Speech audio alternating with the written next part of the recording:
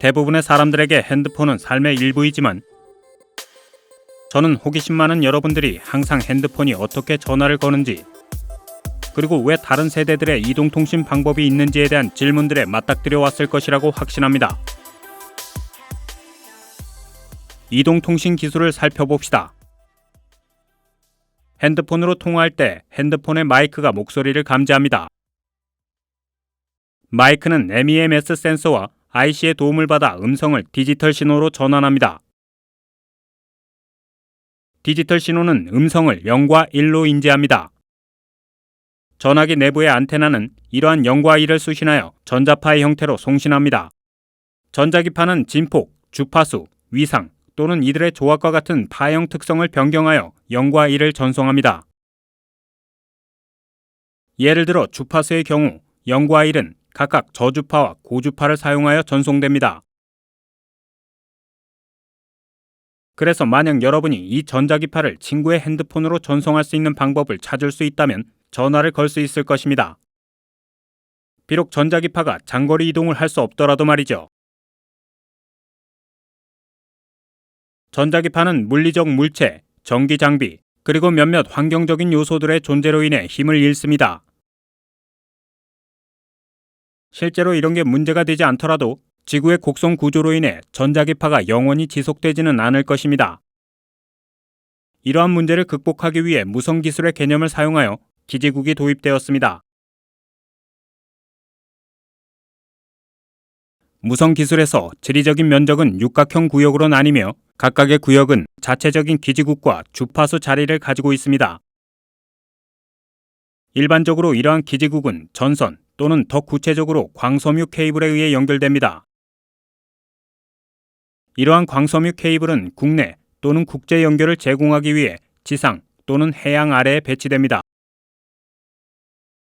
핸드폰에서 생성된 전파는 구역의 기지국에 의해 수집되어 고주파 광펄스로 변환됩니다.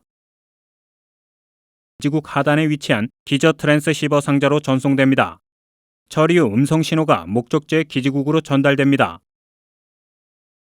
펄스를 수신하면 목적지의 기지국이 전자파의 형태로 바깥쪽으로 발산하고 친구의 핸드폰이 신호를 수신합니다. 이 신호는 역 과정을 거치고 여러분의 친구는 여러분의 목소리를 듣게 됩니다. 그래서 이동통신은 완전히 무선이 아닌 유선 매체도 사용한다는 것이 사실입니다. 이렇게 이동통신이 이루어지지만 그러나 저희가 의도적으로 답을 하지 않은 문제가 있습니다. 이동통신은 기지국이 친구의 기지국으로 신호를 전송할 때에만 성공적이지만 여러분의 기지국은 여러분의 친구가 위치한 기지국 지역을 어떻게 알 수 있을까요?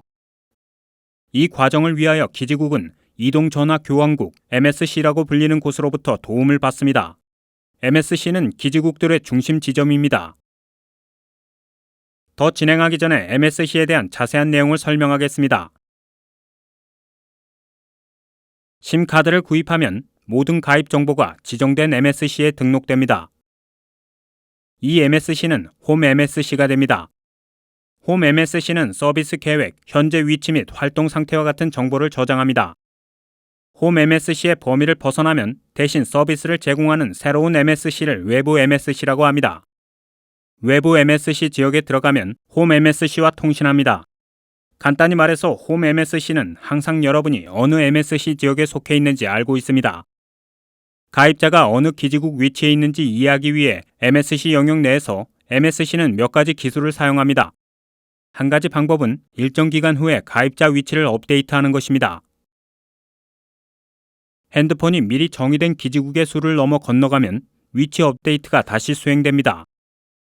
이 중 마지막은 전화기를 켜놓았을 때입니다. 예시를 통해 이러한 모든 절차를 이해해 보도록 합시다. 엠마가 존에게 전화를 하고 싶다고 가정해 봅시다. 엠마가 존의 번호로 전화를 걸면 통화 요청이 엠마의 홈 MSC에 도착합니다. 존의 전화번호를 받으면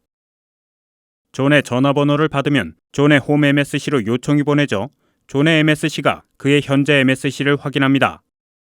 존이 그의 홈 MSC에 있다면 통화 요청은 즉시 그의 현재 핸드폰 위치로 보내질 것이고 존이 다른 전화를 받고 있거나 핸드폰이 꺼져 있는지 여부를 확인합니다. 만약 모든 방해 요소가 없다면 존의 핸드폰은 울리고 통화가 연결될 것입니다.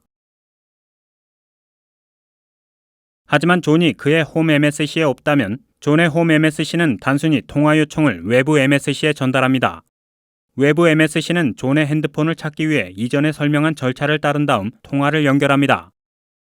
자, 이제 휴대전화 통신에서 주파수 스펙트럼이 중요한 이유에 대해서 이야기해 보겠습니다. 디지털 통신에서 0과 1을 전송하려면 각 가입자에게 주파수 범위가 할당됩니다. 그러나 무선 통신에 이용 가능한 주파수 스펙트럼은 상당히 제한적이며 수십억 명의 가입자가 있습니다. 이 문제는 두 가지 기술의 도움으로 해결되었습니다. 첫째, 주파수 자리 분포 및 둘째, 다중 접근 기법입니다. 첫 번째 기술에서는 서로 다른 주파수 구역이 서로 다른 기지국에 조심스럽게 할당됩니다. 다중 접근 기법에서 이 주파수 자리는 무선 영역의 모든 활성 사용자에게 효율적으로 배포됩니다. 여기서 중요한 질문은 왜 다른 세대의 이동통신 기술이 있을까요? 1G는 원래 사용자가 케이블 없이 휴대전화를 사용할 수 있게 해주었지만 두 가지 큰 문제로 어려움을 겪었습니다. 첫 번째 문제는 무선 전송이 아날로그 형식으로 되어 있다는 것입니다. 아날로그 신호는 외부 변수에 의해 쉽게 변경됩니다. 그래서 나쁜 음성 품질과 나쁜 보안성을 제공했습니다. 두 번째 문제는 주파수 분할 다중 접근 기법을 사용했다는 것입니다. 이 기술은 사용 가능한 주파수를 비효율적으로 사용했습니다. 이러한 요소들은 2세대 이동통신의 토대를 마련했습니다. 2G는 TDMA 또는 CDMA 기술 등 디지털 다중 접근 기술을 사용했습니다. 2세대는 또한 혁신적인 데이터 서비스인 SMS와 인터넷 브라우징을 도입했습니다. 3G 기술은 데이터 전송 속도를 높이는 데 초점을 맞췄습니다. 이를 위해 WCD 다중 접근 기술과 대역폭을 늘렸습니다.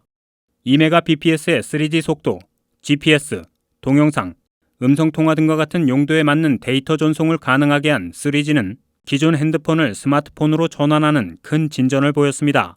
이어 4G가 나타났는데 20에서 100Mbps 속도를 달성하며 고해상도 영화와 TV에 적합하게 되었습니다. OFD 다중 접근 기술과 미모 기술 덕분에 더 빠른 속도가 가능해졌습니다. 미모는 핸드폰과 기지국 안에 여러 개의 송신 및 수신 안테나를 사용합니다. 조만간 출시될 차세대 이동통신 5G는 향상된 미모 기술과 밀리미터 파장을 사용할 예정입니다. 무인 자동차, 스마트 주택 등 사물 인터넷을 원활하게 지원할 수 있게 될 것입니다. 런 엔지니어링에 구독하는 것을 잊지 마시고 패트리언.com을 지원해 주시면 매우 유용하겠습니다. 감사합니다.